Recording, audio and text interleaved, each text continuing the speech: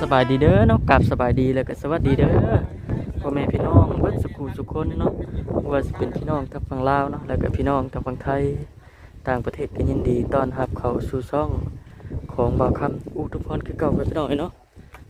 ก็มาอยู่ที่หมู่บ้านใส่บุญพี่น้องเนาะเบิ่งพาพี่น้องกลับไปอยู่ข้างในก่อนพี่น้องเนาะ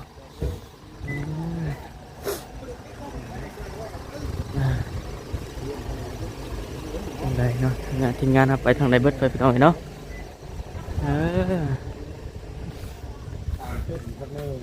เนาะไอทางบัจิตไปทางไหนเสียเนาะสบายดีเด้อเนาะสบายดีแม่นไปเข้าไปทางไหนกันเบิ่งพี่น้องเนาะ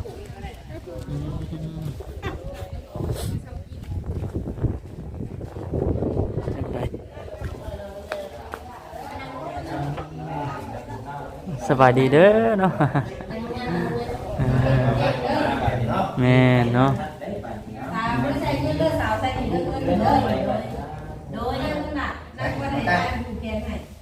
ทำเป็นเนาะ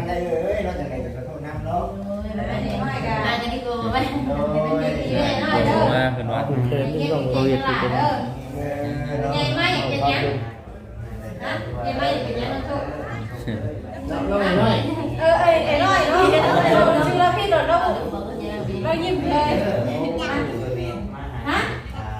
อยากอยู่เพื่อนไหมอยากอยู่เพื่อนแล้วล่ะอยากอยู่เพื่อนในงานอยู่เพื่อนเลยเรียนมาหนีไงมาอยากเป็นยังจะเป็นยังไงจะยังไงจะเป็นยังจะเป็นนายเป็นยังอยากเป็นตำรวจอยากเป็นผู้เป็นหมอเป็นยังไงล่ะอยากเป็นผู้เบาเหมือนกันเขาเพื่อนอย่างเดียวคิดก่อนยันว่าใหญ่มากเป็นผู้เบาแล้วเนาะผู้ชอบไว้ค่ะใหญ่มากเป็นยังไงตำรวจคือได้ปุ่นอ่ะโชคดีแม่คิดที่เราแม่ต้องมีเงินโชคดีหน้าตาดีได้หน้าตาน้องโชคดีเป็นตำรวจบ้างอันนี้อยากเตะบาสอยากเป็นนักกีฬาอยู่แทนคือเบิดน้อยไหนก็ได้แม่นะเป็นนักกีฬาแข่งเพิ่นในว่าหาแรกนั่นไปอย่างยุ่งเลือดไปทำเป็นโจคิดก่อนเพราะว่าเราประทับใจคำถามแม่เดี๋ยวมันจะดีสบายดี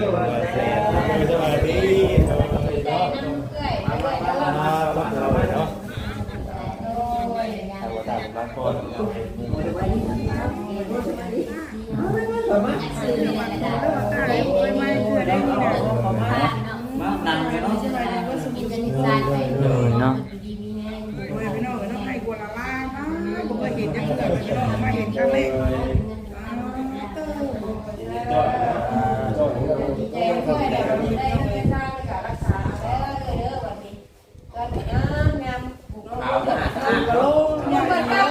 ถ้าเป็นกูพี่แบนเนี่ย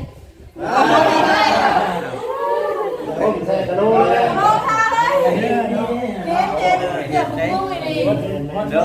สบายดีกระโดดสีนี่มันสีเหลืองสีทอดเงาเลยเงาเลยไอ้นั่นก็มึงพูดเห็นว่าจะของพูด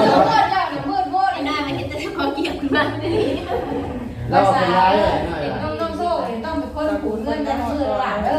แม่ทำความสะอาดใจพ่อแม่ไปสิมาผูกแกนให้เพิ่นเนาะจะปาต้าจะแล้วได้เล่นนะพี่น้องครับเราเสร็จแล้วได้ผูกป่ะได้ผมที่ได้น้องที่ได้ออกไปเบิ่งบรรยากาศอยู่ข้างนอกเนาะเลยเป็นมาหอดก่อนเนาะหอดก่อนได้เนาะสู้ของเราครับเนาะอะไรจังวะเป็นเรื่องใหม่เนาะแม่มาตามกันพี่น้องเอ้ยมาปะเบาเชนบ่จิตนึงก็ได้อัดเนาะมารถไอ้บุญเพิ่นเนาะอัดกันมาตอนเมื่อได้แล้วว่า7 คนนำมาเจ้าตอนสิเมื่อนี่คือสิอัดกันเมื่อได้เบิ่งเนาะตอนสิเมื่อก็ไปดองเพิ่นนั่นเด้ไปบ่เดียวกันนะไปบุญกันก็ไปดองอีกบ่นั่นแหละไปบ่เดียวกัน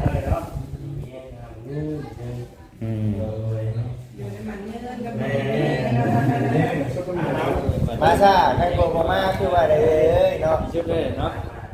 เอ้าเสียนกูให้ได้น่ะบ่ได้บางทีนุกมาแล้วมันทางนั้นเออ ก็เจนผูกมีเพื่อน นี่เลยลูกชายผมเลยเนาะ โดยคุณดีโซน้องลงบน มีเงี้ยงามเด้อเราเป็นเพื่อนใหม่น้อยรับอันดีเนาะให้ไว้เก่งๆเด้อ มาเนาะ ให้ไว้ มันหลายทางไปคือว่าเนี่ย แม่ว่าวันนี้เราโชคเราวันนี้เนาะให้ดีมีแห้งอะไรที่เราเนาะ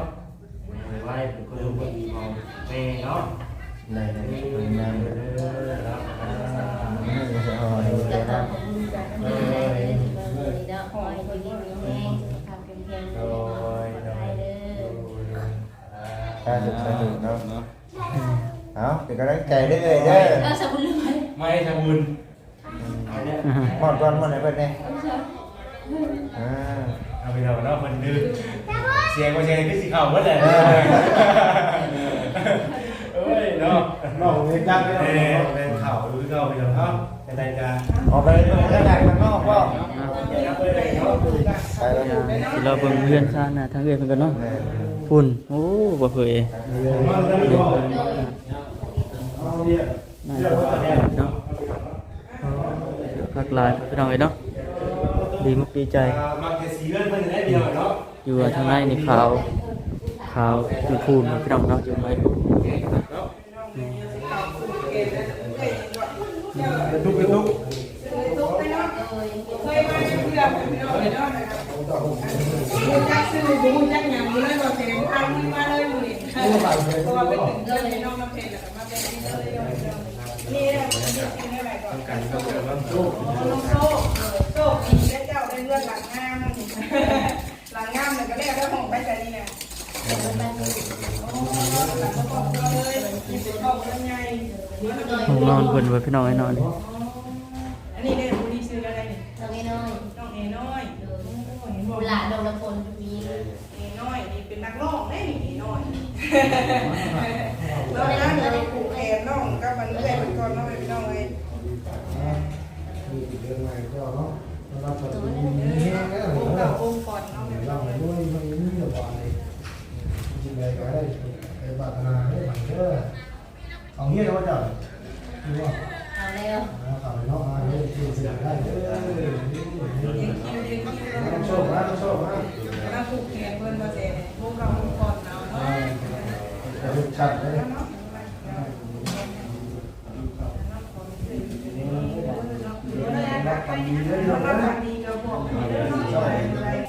ป้าเด้อกระปุ่นบ่ ใครขักขาดขักขาดแน่ เนาะ แซ่บเนาะ ขาดพักบ่ ชิมือลุงเรือง โอ้เนาะ มีลาบหมูเลยกะแล้วก็หลายแน่กินไปยิ้มมันวะ เดี๋ยวพี่น้องเนาะสบายดีเด้อเนาะน้ำแบบเข้มข้นเลยเนาะบ่เวียดเนาะเนาะ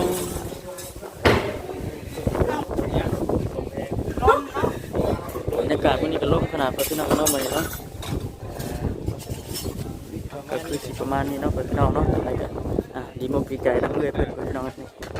เป็นซานจังไดก็ดีมุกดีใจนำเอื้อยเพิ่นเนาะ